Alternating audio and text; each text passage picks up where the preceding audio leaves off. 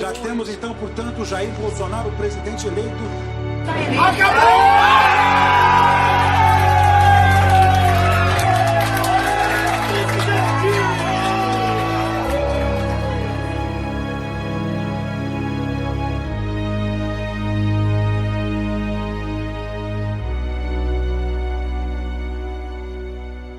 Nasceu no interior, sem nenhuma grande projeção, cresceu sem nenhuma grande projeção, apenas sempre teve vontade de revolucionar um pouco, pois não se conformava muito com muitas ideias de muitos senhores de projeção. Isso trouxe para ele vários problemas durante toda a vida. Quando chegou a hora, entendeu que deveria se envolver com a política e colocar a favor do povo seu esforço, naquilo que acreditava ser o certo. Aí a caminhada ficou mais difícil. Muitos foram os dissabores, mais ainda são as acusações acumuladas pelos anos afora, mas superou e conseguiu sair vencendo, ileso. Apesar de algumas cicatrizes, algumas emocionais e algumas até físicas, mas venceu, pois acaba de se eleger o presidente da República Federativa do Brasil, Jair Messias Bolsonaro. Este documentário, produzido e apresentado por Anaísa Fernandes, Brenda Alves, Silvio Alves, Tiago de Oliveira e Wilgner Lucas, sob orientação da professora Kátia Carvalho de Souza, falará sobre uma das campanhas de maior repercussão do mundo, a campanha à presidência de Jair Messias Bolsonaro. Então, por que eu considero o Bolsonaro um líder? Ele conseguiu derrubar todo um sistema corrupto que já vem há anos, décadas, um câncer em si no Brasil. Então ele conseguiu ir contra isso tudo, no meu ponto de vista, usando apenas 3 ferramentas, três pontos principais. Ele fez um planejamento, ele teve relacionamento com o seu eleitor e ele teve também engajamento desse eleitor. Não adianta nada o seu relacionamento se esse engajamento não vier, porque o Bolsonaro sozinho ele não ganharia essas eleições, porque ele não tinha tempo de TV, ele não tinha dinheiro, ele precisava das pessoas, e ele conseguiu que essas pessoas entendessem tanto isso, que ele se tornasse o maior case de sucesso na parte de comunicações do Brasil. Jair Messias Bolsonaro nasceu numa cidadezinha no interior de São Paulo, chamada Glicério. Ele tem 5 irmãos. Nasceu no dia 21 de março de 1953. Teve uma infância não muito pobre, teve uma infância bem, assim, cheia de propriedades, tinha uma família bem estável, os seus avós, a maioria morava em Campinas. Ele, junto com seus irmãos, 5 irmãos, ele é o do meio, eles cresceram numa cidade, também em São Paulo, chamada Eldorado. Sua carreira na área de serviço começou logo cedo, aos 15 anos, ele já se interessou pela área militar. Quando, já na ditadura, ele fornecia informações para o exército sobre Alencar, que tinha montado um grupo que ia contra a ditadura, para poder derrubar a ditadura. Então já desde essa época ele já se interessou.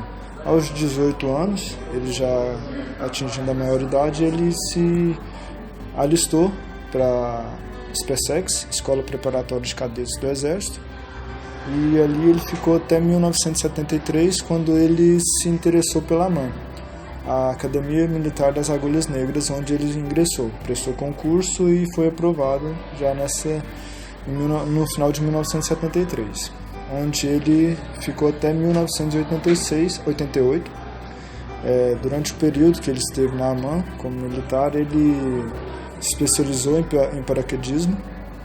Durante todo esse período ele também participou da 8ª Brigada Militar, e ali ele fez carreira até 1986, quando ele ficou preso por 15 dias, pois ele, junto com alguns colegas também aspirantes e já capitães também, eles se não estavam satisfeitos com o salário da área militar, que acreditavam ser baixos. E realmente era.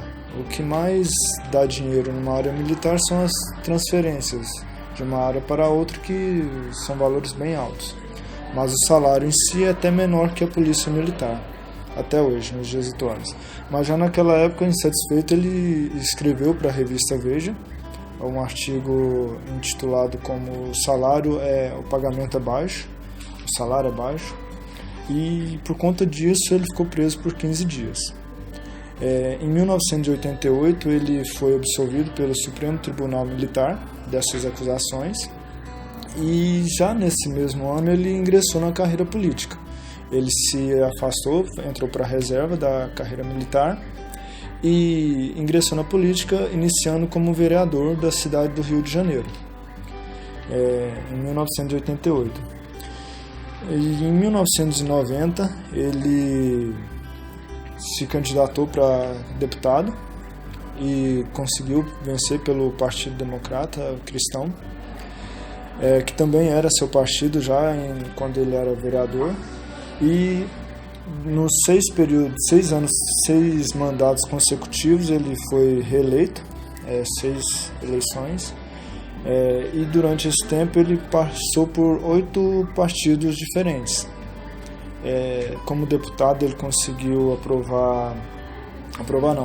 ele foi responsável por 171 projetos, e desses 171 ele foi delator de 73 projetos, sendo um deles, por exemplo, a isenção de impostos sobre produtos industrializados para produtos de informática. E também ele foi um daqueles que buscou, durante as eleições, as urnas eletrônicas, emitir um recibinho impresso para poder comprovar o voto e reduzir as fraudes na questão de candidaturas. Como a gente tem visto, outros países não utilizam apenas a urna eletrônica. Muitos países usam também o voto impresso, que é feito pela própria urna, então dando mais credibilidade. Ele foi um dos que lançou esse projeto. Então, o deputado Jair Bolsonaro, ele lançou a candidatura dele à presidência da República no dia 22 de junho deste ano para as eleições de outubro pelo partido PSL, e ele foi recebido muito bem pelos seus eleitores e por pessoas que já apoiavam ele nessa trajetória, que não começou somente agora em 2018, mas foi construído ao decorrer de vários anos, e ele foi aumentando o número de seguidores dele cada vez mais. Ele deu um discurso quando lançou a candidatura pelo partido, dizendo que ele está hoje no partido representando o candidato a esse cargo, é uma missão, e que ele acredita que o Brasil pode melhorar, e ele acredita que o Brasil vai para frente. Eu estou cumprindo uma missão de Deus aqui, eu serei independente, nós nomearemos os melhores para o Brasil.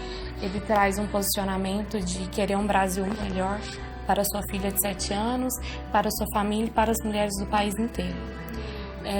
Ele foi recebido ao gritos de mito no lançamento da candidatura. E as pesquisas já apontavam, antes mesmo dele se eleger a candidato à presidência da República, as pesquisas já apontavam ele como forte candidato, e até mesmo uma concorrência entre ele e os demais concorrentes poderiam ser levados para um segundo turno, ele e algum outro que também estaria forte. A grande parte dos eleitores dele são formados por homens e metade por mulheres que seguem ele nessa trajetória e acreditam nas propostas que ele traz para um Brasil melhor, e acreditam que ele vai ser o próximo presidente para os próximos anos do Brasil. E a empatia também foi importante, porque ele descobriu, o Bolsonaro, ele descobriu que ele não precisava de 100% dos votos. Então, ele acabou atingindo uma massa, ele escolheu uma massa, que foi a massa dos conservadores, e ali ele começou a trabalhar em cima daquilo. Então, ele logo descobriu que ele não precisava de 100% para poder ser eleito, né? A campanha de sucesso de Jair Messias Bolsonaro ela começa um pouco antes da oficialização da candidatura à presidência. Ela começa em 2014, quando ele foi eleito como deputado federal, como o deputado federal mais votado do país, então, na época. Ele pediu um pouco a mais de tempo para o presidente da Câmara no palanque, porque ele tinha apenas 10 minutos e gostaria de falar um pouco mais com seus eleitores. Ele, a partir de então, ele começou a conquistar muito mais tempo em palanques espalhados pelo Brasil. Onde ele ia, ele era muito bem recebido, principalmente pelo público mais conservador e quem pretendia alguma mudança no país, que é o que ele mais prometia. Em 2018, uma visita em Curitiba, ele fez um desafio ao então concorrente à presidência dele, Luiz Inácio Lula da Silva, quem colocaria mais pessoas na rua. No dia 28 de março, ele conseguiu colocar o triplo de pessoas que o Lula havia colocado 3 dias antes nas ruas na cidade, no encerramento de um tour pelo sul do país. A partir de então, a partir de 2017 mais precisamente, o seu público foi cada dia mais aumentando. Tanto que ele conseguiu 55% dos votos válidos no país, 55 milhões mais ou menos de votos, e foi eleito numa campanha com pouquíssimo dinheiro, feita por doações, sem nenhum incentivo fiscal, sem dinheiro público, onde ele gastou 10% aproximadamente do que seus concorrentes à presidência gastaram. Ele não produziu, por conta de partido, não produziu santinhos, não produziu camisetas, adesivos, nenhum tipo de brinde. Foi uma campanha feita pelo povo, dita para o povo. Em uma dessas visitas às cidades que ele sempre fazia, na cidade de Juiz de Fora, ele acabou tomando uma facada de Adélio Bispo, que até então era um andarilho cheio de advogados. Essa facada, se foi um ato criminoso realmente, acabou saindo pela culatra, porque a partir dessa facada ele ganhou um pouco mais de força na campanha. Campanha essa que foi quase totalmente feita de um quarto de hospital e parte, a reta final dela, do jardim de casa, da sala de casa, no improviso, feita a partir de redes sociais, por celulares, sem nada muito sofisticado. Então, um dos pontos que eu acho que foi muito importante para essa campanha de tamanho sucesso desse case, que com certeza vai ser estudado por muitos anos e vai ser utilizado por muitos outros políticos, tanto no Brasil quanto fora. O que a gente pode extrair disso? Na verdade, a peça fundamental que eu acredito, um dos gênios que estão por trás dessa estratégia de liderança do Bolsonaro, é o seu filho, o Carlos Bolsonaro. O Carlos, ele começou o seu canal no YouTube lá em meados de 2017, ou 2007, 2008, e lá ele postava todos os vídeos do pai dele. Os vídeos de briga do pai com a Maria do Rosário, com o Sérgio Cabral, falando mal do Brizola. Então todos os vídeos que tinham alguma coisa que podia gerar polêmica do nome do pai dele, ele colocava no canal. Então, ou seja, é aquele velho ditado: fale bem, fale mal, mas fale de mim. E ele, desde 2007, então, ali eu acredito que não tinha pretensão para ser presidente da República, não, mas a questão ali era aumentar mesmo assim o nome dele como deputado no Rio de Janeiro. E aqui nessa campanha do Bolsonaro, o que a gente pode extrair? A gente pode pegar algumas semelhanças dele com alguns outros líderes que foram presidentes recentemente e que deram certo. Por exemplo, ele usou muito a questão de internet, que foi uma das coisas também que ajudou a eleger o Barack Obama. Então ele pegou alguns elementos disso e acabou colocando isso na sua campanha. Às vezes sem entender, ou às vezes entendendo mesmo isso, mas ele conseguiu colocar isso na sua campanha, que era aquele contato direto com o público. E isso foi mais bem feito, na verdade, com o Donald Trump. O Donald Trump, ele praticamente ganhou sua eleição com o auxílio da internet. Então ele até foi chamado pela imprensa americana de chefe do Twitter. Então toda notícia, qualquer coisa que tinha, qualquer coisa da campanha dele ou atacar algum candidato, alguma parte da imprensa ele atacava pelo Twitter. Então os jornalistas e a rede de imprensa que queriam saber o que ele estava fazendo, ele estava o tempo inteiro no Twitter. Então isso foi um dos marcos. Tanto que no começo da campanha o Donald Trump tinha praticamente 10 milhões de seguidores no Twitter e agora hoje em dia já tem 55 milhões de seguidores. Então é basicamente o mesmo fenômeno que o Bolsonaro causou aqui. E eu vejo que esse público que segue o Bolsonaro, eles têm um engajamento assim bem forte mesmo, principalmente no Instagram, no Facebook também tem um bom engajamento também, mas no Instagram eu vejo isso com mais frequência. Ele tem praticamente ali 15, 20% de engajamento nas suas publicações. Isso é muito grande para quem entende sobre Instagram, sobre redes sociais. Isso é um engajamento muito grande. Ele tem praticamente 6 milhões de inscritos. Hoje já deve estar com mais inscritos. E 1 milhão e pouco de curtidas nas suas fotos. Isso, como alcance orgânico, isso é grande demais. Isso faz muita diferença, porque você não vê um link dele como patrocinado. Então é tudo orgânico do Bolsonaro. Ele não investiu nessa parte.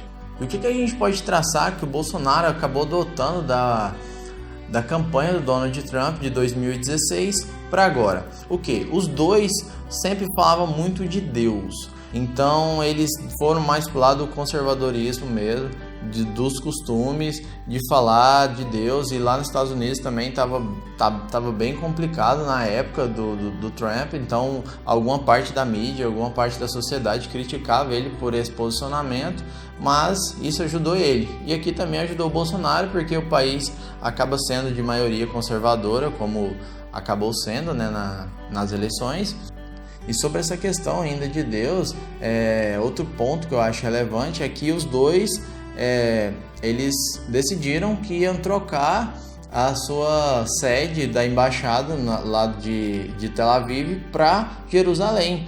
E isso é um reconhecimento do Estado de Israel, né? E outro ponto relevante é que a família, tanto do Bolsonaro como do Trump, tava com ele na eleição. Então eles estavam participando. Então dava mais esse ar mesmo de conservadorismo das famílias, dos bons costumes. Bolsonaro teve os seus filhos todos envolvidos aí, o Carlos, o Flávio, o Eduardo Bolsonaro, a sua esposa também, da maneira dela, que ela é um pouco mais acanhada, mas ela sempre, da maneira dela, ela acabava contribuindo. Os dois lutaram muito contra a fake news.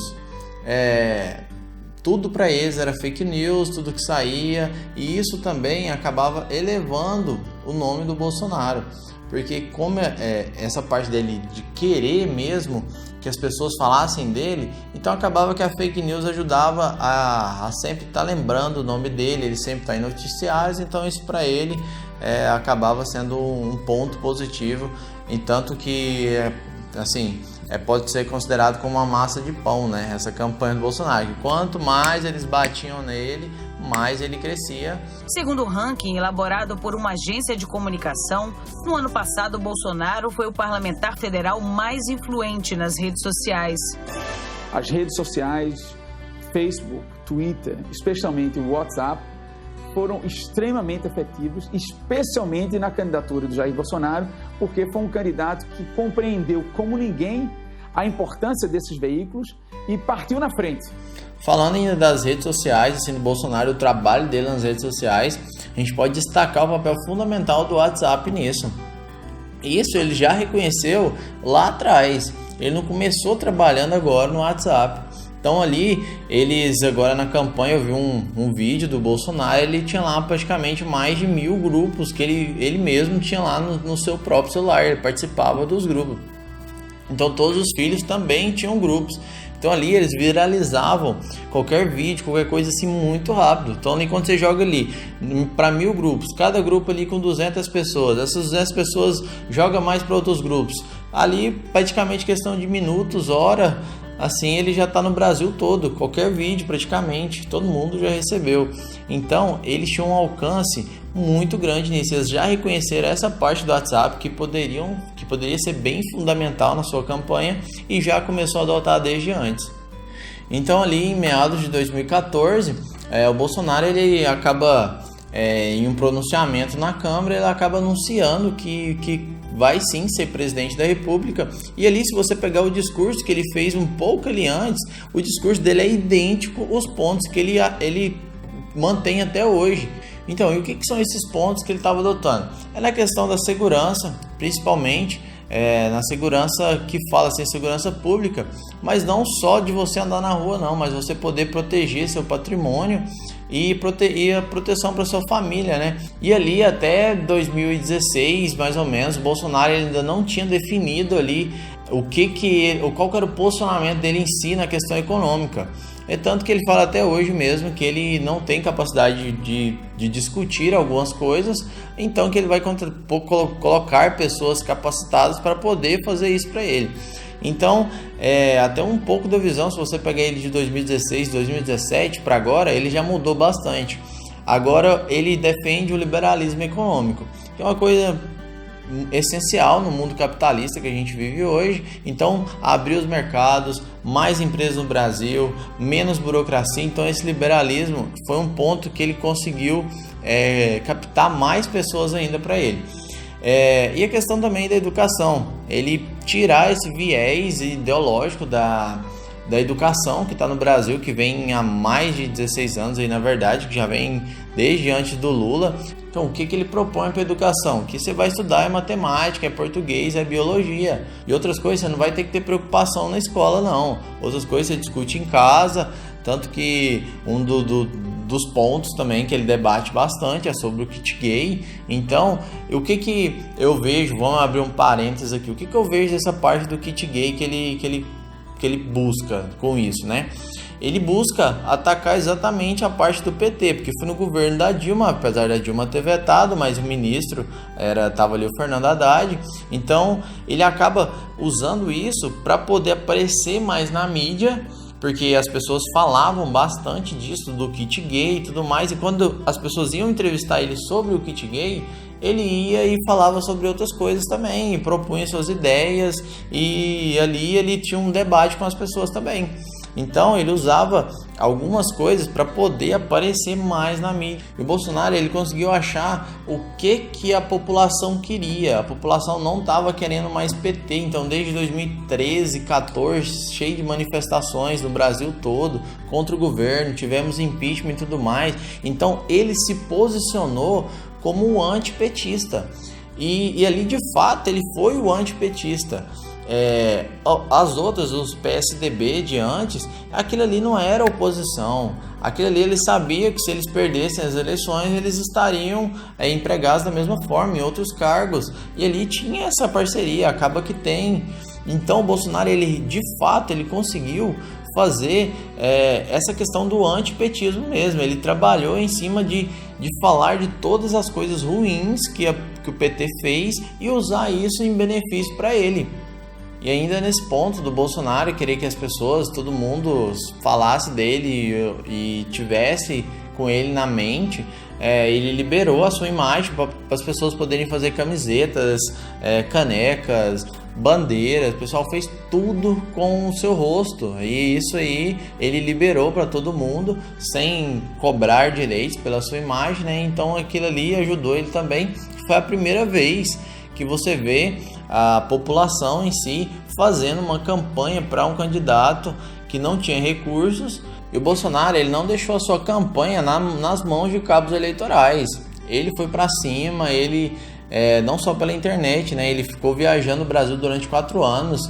E ele foi para norte, nordeste, foi em cima e embaixo no Brasil todo, conheceu um pouco de cada região. Como deputado é uma das funções também, ele está por dentro de tudo. Então eu vejo que quem criou o Bolsonaro foi na verdade o PT. O PT de tanto demonstrar suas fraquezas de corrupção, de mensalão, petrolão, e sempre tinha algum escândalo envolvendo o Lava Jato.